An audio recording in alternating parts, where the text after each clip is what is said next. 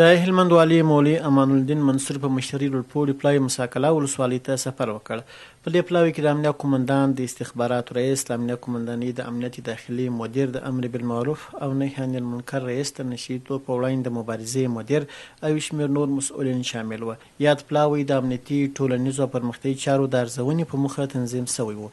هلمند والي او ورسره مل پلاوي د ولسوالۍ د ولسوال، امنیه قومندان او د استخباراتو امیر په ملتیا له بېلابېلو مسؤلینو او قومي مشرانو سره غونډه ترسره کړه. د ولایت مقام ویان مولوي محمد قاسم ریاض وایي په دې غونډه کې د سیمې د وضعیت ارزونې ترڅنګ د خلکو د ورځني ژوند امنیتي حالات، د کرنې وضعیت او د نشه یي توکو د کښت او قاچاق اړوند موضوعات مطرح شول.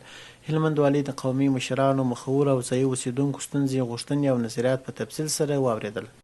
هلمند والي الحاج محترم مولوي امان الدین منصور صاحب د یو لوړپوړي پلاوي په مشرۍ موسی کلا ولسوالۍ ته سفر وکړ او هلته یې د دې ولسوالۍ د ولسوال، امنیه قومندان، استخباراتو مسؤل په ملتیا له بېلابېلو سیمو څخه لیدنې وکړې او له ګڼ شمېر علما کرامو او قومي مشرانو سره یې ناستې وکړې.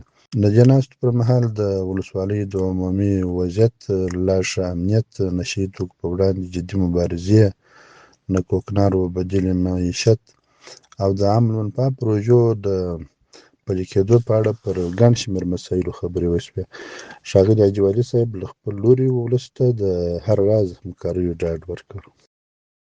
قومي مشرانو په دې ناسته کې د امنیت د لا ټینګښت، د بیا رغونې پروژو پلي کېدو، د اوبو بندونو جوړولو او د سړکونو د رغولو غوښتنې مطرح کړې. هلمند والي په خپلو خبرو کې د خلکو اندېښنو ته د پوره پاملرنې ډاډ ورکړ او ویل چې اسلامي امارت رهبري د ولس د خدمت لپاره ژمنه ده. هغه زیاته کړه د نشه یي توکو په وړاندې مبارزه به په جدي ډول دوام ولري. همداراز نوموړي د امنیتي ارګانو د لا همغږۍ او پیاوړتیا ټینګار وکړ او اړوند مسؤلینو ته سپارښتنه وکړه چې د خلکو شکایتونو ته پر وخت رسېدنه وکړي او د عدالت تامین ته ځانګړې پاملرنه وکړي. د امر بالمعروف رئیس هم په خپلو خبرو کې د یووالي او د اسلامي ارزښتونو د پلي کېدو پر اهمیت ټینګار وکړ. همداراز د هلمند والي الحاج مولوي امان الدین منصور د یو لوړپوړي پلاوي په ملتیا چې د ټولګټو چارو رئیس الحاج املاد الخالق خالد هم ورسره و، د ګریش ولسوالۍ څخه تر موسی کلا پورې د غځېدلي 46.5 کیلومتره سړک د رغنیزو چارو له بهیر څخه پراخه لیدنه او هررخیزه نظارت ترسره کړ.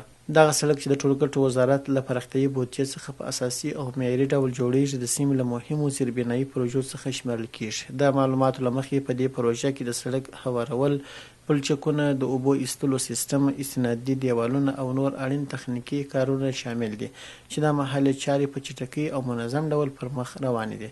هلمند ولایت مقام ویان مولوي محمد قاسم ریاض وایي هلمند والي له انجنیرانو او مسؤلینو سره خبرې وکړې او د کار د کیفیت ټاکلي، مهالویش او تخنیکي معیارونو پر مراعاتولو ټینګار وکړ. نوموړي همداراز سپارښتنه وکړه چې چارې باید په شفاف ډول د ملي معیارونو سره سم او په ټاکلي وخت کې بشپړې شي څو خلک ژر تر ژره ترې ګټه واخلي. هلمند والي الحاج محترم مولوي امان الدین منصور صاحب موسی کلا ته خپل سفر په ترڅ کې د ګریش څخه تر موسی کلا پورې د غځېدلي 46.5 کیلومتره سړک څخه نظارت وکړ. دا نظارت په داسې حال کې ترسره شو چې د هلمند د ټولګټو چارو محترم رئیس صاحب هم ملتیا کول. دغه سړک چې د ګریش څخه تر موسی کلا پورې غځېدلی دی، رغنیزې چارې په پاخه او اساسي ډول باندې روانې دي.